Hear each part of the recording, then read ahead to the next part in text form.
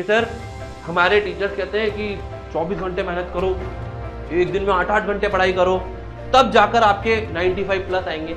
नहीं, अगर आप लोग लेस इन्वेस्ट मतलब लेस टाइम देकर अच्छे मार्क्स ला सकते हो तो उसका एक ही तरीका है कि आपको ऐसे चैप्टर्स पता होने चाहिए जिसमें कम मेहनत करके भी अच्छे मार्क्स आ सकते हैं।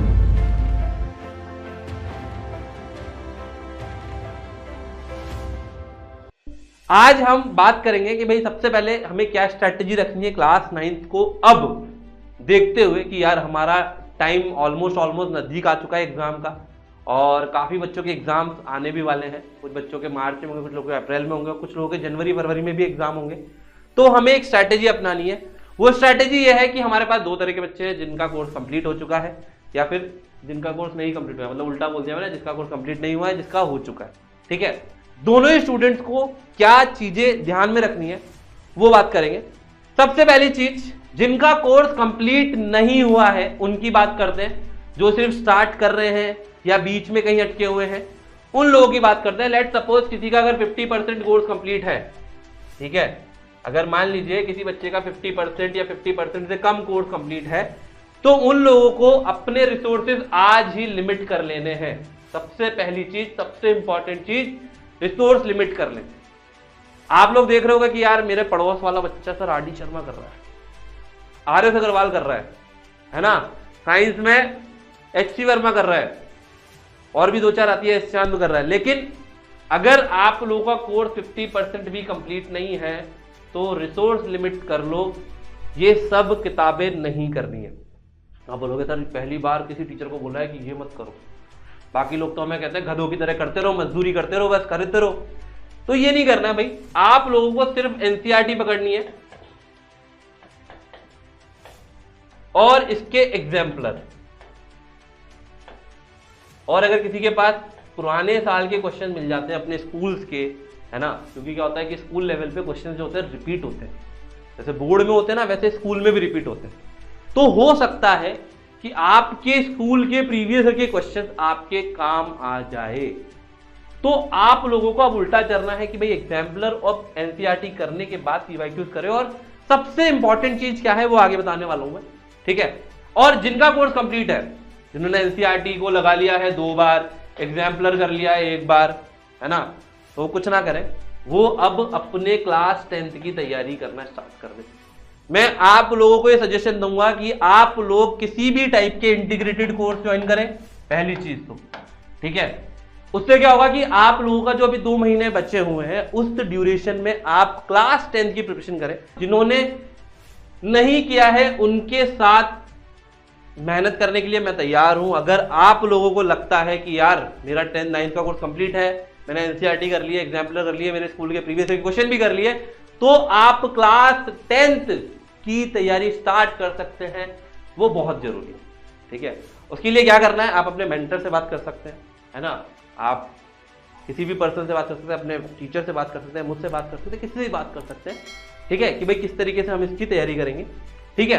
अब मेन फोकस क्या रहेगा, जिनने पढ़ाई नहीं करी अभी तक, है ना, उनको क्या करना है भाई, सबसे पहले लर्न, प्रैक्टिस, टेस्ट, इसी 3 असूलों पर हम चलेंगे।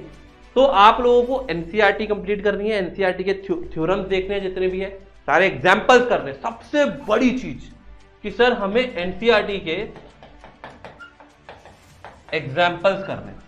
अगर आपने इतना कर लिया हर एक चैप्टर का, तो ये समझ लीजिए आप 85% से ऊपर आ चुके हो।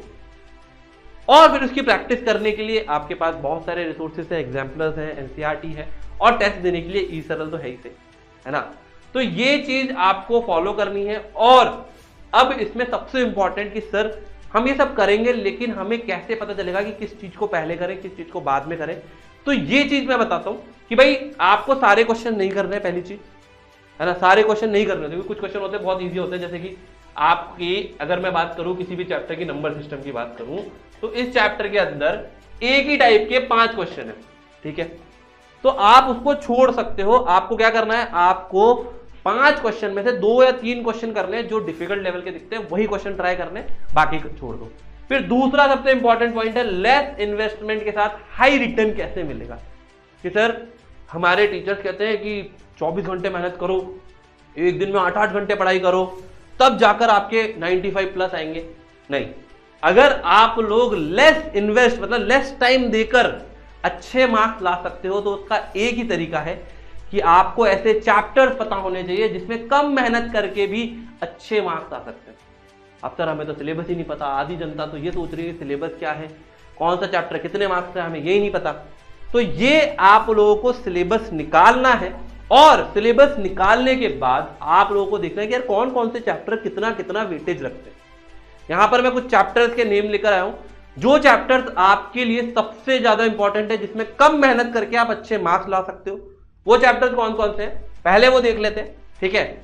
यहां पर आप देख सकते हो मेरे पीछे पॉलिनोमियल और लीनियर इक्वेशन, ये दो चैप्टर है सर जो बहुत बहुत बहुत आसान चैप्टर है और 20 मार्क्स का वेटेज रखते हैं, अराउंड 20 मार्क्स। कुछ स्कूल में हो सकता है ऊपर नीचे हो जाए 21, 19, 18, 22, लेकिन पॉलिनोमियल और लीनियर इक्वेशन 2 वेरिएबल 20 मार्क्स का वेटेज रखते हैं, जो कि अकेले दो चैप्टर, अगर मैं बात करूं 10 मार्क्स का अगर ये आ रहा है तो 10 मार्क्स का ये भी आएगा, और इसमें 10 मार्क्स कितनी मेहनत नहीं करनी है, मेहनत इसमें 2 मार्क्स की है, लेकिन आपको मिलेंगे कितने 10 मार्क्स। तो कम मेहनत में ज्यादा मार्क्स आ रहे हैं, तो सबसे पहले इन चैप्टर्स को टिक ऑफ करें अगर अभी तक नहीं किए। फिर बात करें सरफेस एरिया, वॉल्यूम और हेरोन्स फॉर्मूला, ठीक है। आपको पता है इसमें से कुछ रिड्यूस भी हुआ है ना। इधर भी स्टैटिस्टिक्स में से एक जो चैप्टर था प्रोबेबिलिटी, वो रिड्यूस हो चुका है, ठीक है। तो ये हमें नहीं पढ़ने हैं। तो आप देखिए अगर हम सरफेस एरिया और हेरोन्स फॉर्मूला पढ़ लेते हैं तो ये अकेले 13 मार्क्स का वेटेज रखते हैं, जो कि काफी इंपॉर्टेंट है। आप देख सकते हो कि यार 20 से 25% वेटेज इस चैप्टर का है, और वही स्टैटिस्टिक 6 मार्क्स की आने वाली है, ठीक है। इसमें और भी चैप्टर है। अब अगर आप बोलोगे सर नंबर सिस्टम, तो मैं आपको बता दूं नंबर सिस्टम को सबसे लास्ट में रखें, ठीक है, बिल्कुल लास्ट में, क्योंकि ये चैप्टर है डिफिकल्ट और लेंथी चैप्टर भी है। तो आपको पहले ये 5 चैप्टर्स लेने, इसके बाद जो बचे हुए चैप्टर है नंबर सिस्टम को छोड़ के, उन चैप्टर्स को आप हाई तो नहीं बोलूंगा मैं, मीडिएटर बोल सकता हूं कि यार मीडिएट मेहनत करेंगे, मतलब ज्यादा मेहनत नहीं करनी पड़ेगी। वो जैसे मान लीजिए अगर ये चैप्टर आपके 2 दिन लेते हैं, ठीक है, तो वो जो रिमेनिंग चैप्टर है वो आपके 3 दिन लेंगे, ठीक है। तो इस तरीके से आप अपने उन चैप्टर्स को डिस्ट्रीब्यूट कर लें। बाकी चैप्टर देखो मैंने ये बता दिए हैं, बाकी चैप्टर्स आप खुद करोगे और मुझे भी बताओगे कि यार ये चैप्टर्स मैंने इस तरीके से डिस्ट्रीब्यूट किए। जैसे कि कुछ बच्चे कह रहे हैं क्वाड्रिलेटरल आसान चैप्टर है लेकिन थोड़ा सा टाइम टेकिंग है, उसमें क्वेश्चन की क्वालिटी और क्वेश्चन की वेराइटीज ज्यादा होती है और क्वेश्चन थोड़ा डिफिकल्ट हो सकता है, ठीक है। तो हम उन चैप्टर्स को लास्ट में लेंगे। ये चैप्टर्स मैंने पूरे रिसर्च के साथ बता रहा हूँ आप लोगों को, ये चैप्टर्स बहुत आसान है और बहुत ज्यादा मार्क्स लेते हैं। अब आप टोटल करेंगे तो आप बोलोगे सर ये हो गया कितना 39, मतलब अराउंड 50% जो आपका पेपर बनने वाला है वो सिर्फ 5 चैप्टर में से बनने वाला है, और आपके पास टोटल 13 चैप्टर है, बच्चे कितने 8, जिसमें से 8 में से मैंने नंबर सिस्टम हटा दिया, ठीक है। समझ में आया सबको?